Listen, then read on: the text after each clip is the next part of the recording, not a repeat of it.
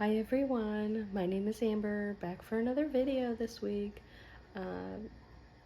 Really wanted to go over a few tools that I like to use when it comes to my writing and getting things organized and put together for you guys. So I'm gonna spin you around, and I hope you guys are enjoying these videos so far.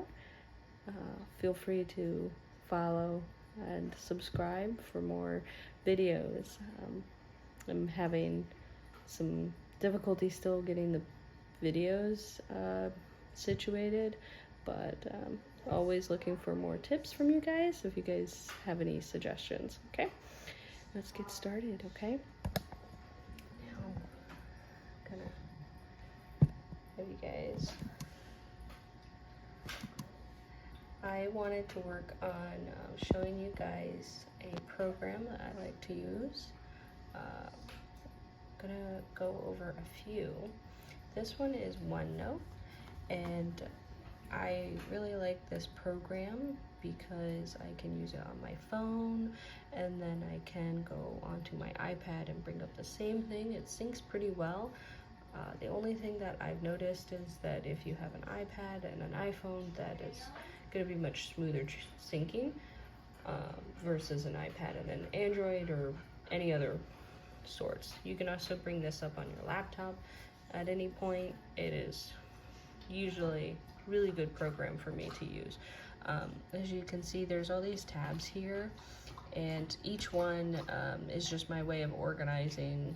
Some of it's very poorly done, seeing how I do this for the first stage of things, and then I just go into other programs like Microsoft. So what I've got here is like an idea, descriptions, characters, story outlines, and then I eventually get into chapters.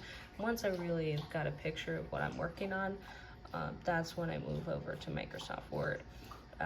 And I do things outside of writing, so you'll see some of that in here, but blog ideas, short story ideas, things that I've gotten into, like, well, I'm ready to publish it, and here's all my information on where it's published and things like that. So this is just really the organization that I try to keep, but when it comes to actually writing and editing and things like that, most people will go to Microsoft Word, and I do too. It's just after I've gotten something started. So hope that really is an interesting factor for you guys, that you guys maybe will use it as an organizational tool. Then you have some really great things in here that I like about it too, is that you can insert pictures, you can draw, you can kind of do different things. So like if I have this, I made a book cover, and I put it in here just so that I know that this is the book cover that I'm going to work with. But it's also been updated somewhere else in my files, like for book covers and stuff. So more than just, you know, using an iCloud or something like that, I will store stuff on OneNote. Microsoft Word, pretty much everybody knows the benefits of using Microsoft Word. Subscriptions do matter and things like that, but I just use it to plainly type and kind of see my errors from the editor's benefit.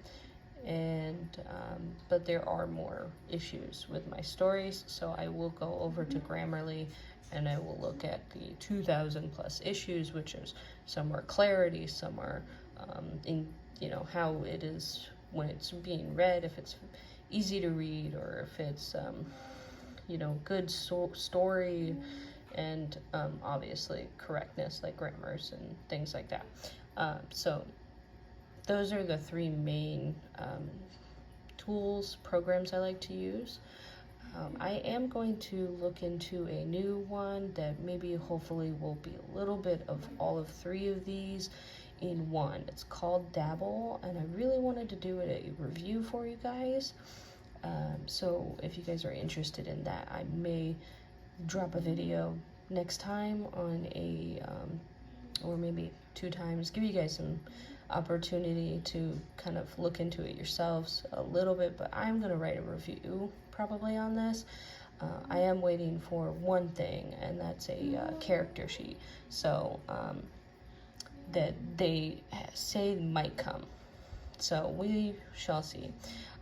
Next, after OneNote, Microsoft, and Grammarly, usually I will go along to like a book cover creator, and I will take up a picture from, let me get to it, Upsplash. And I don't want to scroll through too many of these pictures, but basically you can search for any kind of picture you want and usually upload it to your thing, your photos, and then take it over to the book cover and make a book cover for yourself. As far as I know, there's no reasons why you can't do this with the pictures. This one I photoshopped from several different pictures and kind of made my own design out of it. And there's so far hasn't been an issue with that.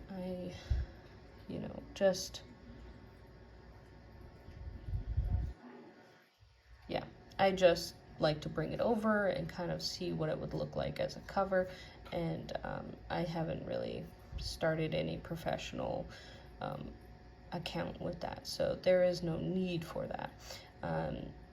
When I'm done with kind of like everything that I'm seeing so far with my book is going well, I may bring it over to Wattpad, and I may post a few chapters and kind of get an idea on how people like the story. And my goal would be to take it down before when the story is ended, maybe leave like it up for a week or two and then take it down before I need to publish, so that the people get on here do get to finish it, but it's limited. It's not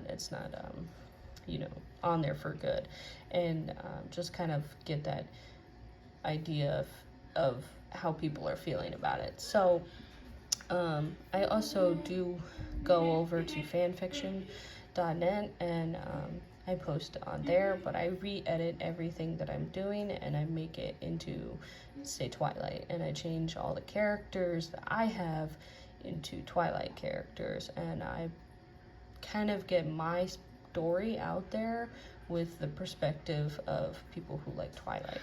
So those are 2 things that I will do just to test how people are enjoying the story.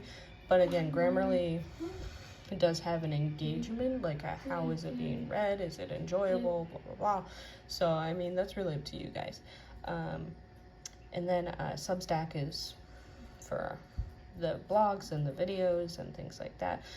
Fonto we went over last week with the Photoshop, and pretty sure other than that, that is the programs I like to use. There may be a few more. Of course, there's always things on Google that I'm just 20 tabs open, and I am just usually all over the place when it comes to figuring out what tools I want to be using. So feel free always to give me a suggestion of something that you use. I want this to be a community for people to come to find people that do write and they do have suggestions, and you might be new at it or you might be old at it and do it different ways, old-fashioned ways, or maybe you have a new aged version of how you introduce your writing out there. So hi family. So feel free to leave your comments and share everything at any time, and keep a lookout for a review on Dabble. And I really hope you guys enjoyed this one. Share, follow, subscribe, all that. Okay, thank you.